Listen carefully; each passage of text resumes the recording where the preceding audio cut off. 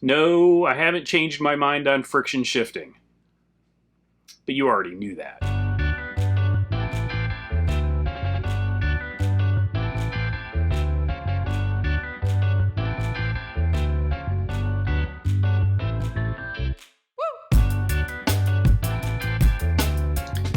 Welcome back, friends. Happy Monday. It's a overcast, and God, it looks like it's raining. Day in Southwest Florida. It's been a strange winter so far. Not typical, let's just say. So I got a call the other day. It wasn't actually a call. It was a series of text messages from little brother and sister-in-law about her bike. There was an issue, and it wasn't the first. It's always hard, and I've talked about this too when you're talking to customers, trying to diagnose a problem without actually seeing the bike. So the story that I got, or my understanding of the story, was that it wasn't braking or shifting on one side and that the bike had fallen over.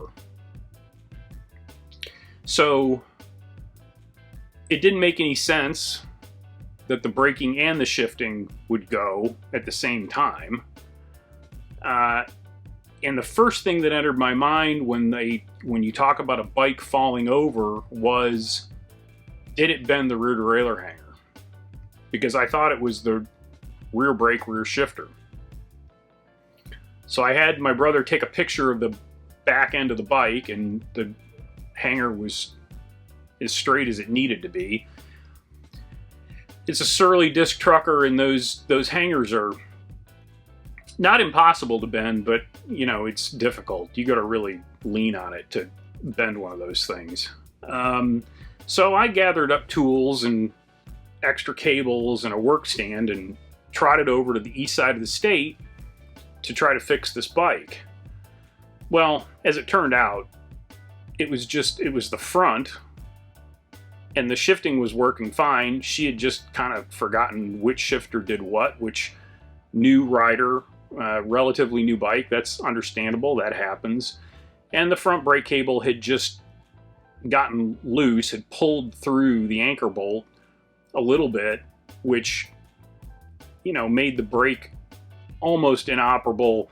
But there's no return springs in those levers, so the lever was just really floppy.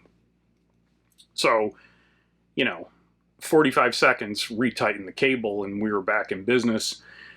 But it got me thinking. I've been doing these videos for 5 years now, and during the course of those 5 years, I've talked about friction shifting a lot. The benefits, on and on and on. And I thought, if I had built this bike for her, and I had built it with a friction setup, and that rear derailleur hanger had been bent, the jeopardy is, how many people are going to actually inspect that hanger after the bike falls over or after some sort of mishap? What could have happened was the bike gets shifted all the way up into the easiest gear, the chain jumps off the cassette and into the spokes, and now you've got a real mess. So I certainly haven't changed my mind on friction shifting and all the joys and benefits of it.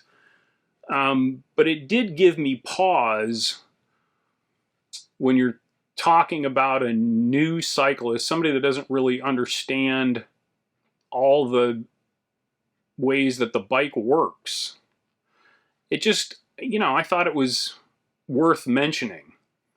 And if you've got a new cyclist who has a bike with friction shifting, it's probably worthwhile, spending a little time or a little more time explaining not only how the bike works, but the things that can potentially go wrong, right? I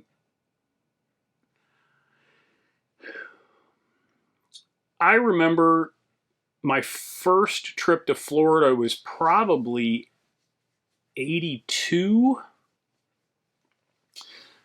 I went to Cocoa Beach, and in Cocoa Beach there was, and I believe still is, a shop called My Tiki, and it was a guy that used to, he would carve totems, tiki totems. And I'm pretty sure I've shown the little styrofoam souvenir that I got and still have, and it's on the wall right over there.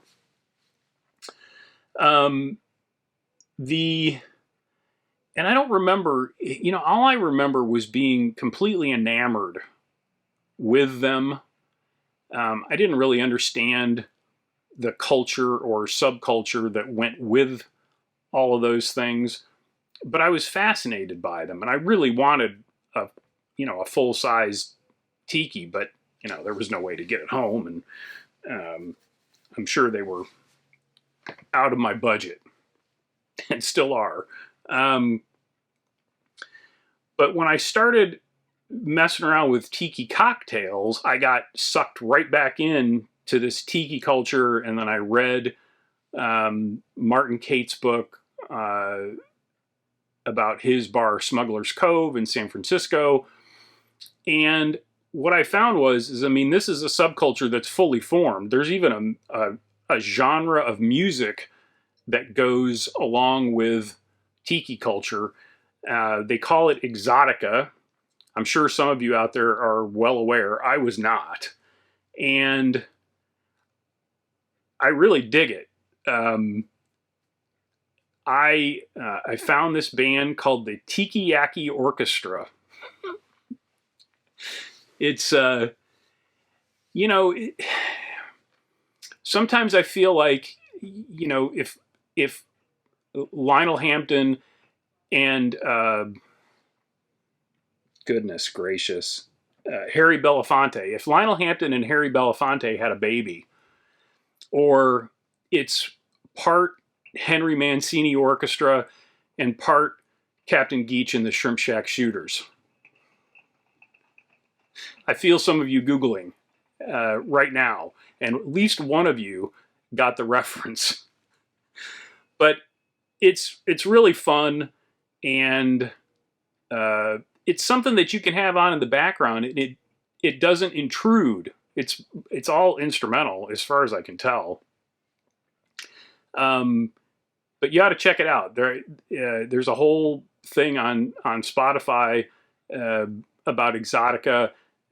The Tiki Orchestra is on Spotify, but it's really fun, and I'm interested to hear if some of you check it out, what your reaction to it is. I dig it a lot. I spent last weekend on an afternoon on my brother and sister-in-law's boat, and we were playing the Tiki Orchestra the whole way. It's perfect boat music. Yeah.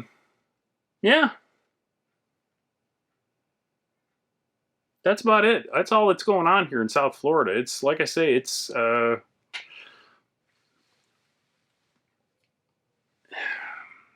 not as pretty as it should be, but I'm not complaining because we're not buried in snow like some of you. So I hope you're all well. Thank you for watching. Let me know down in the comments what you think, or if you need anything, or if you have any questions. And I hope something good happens to you today.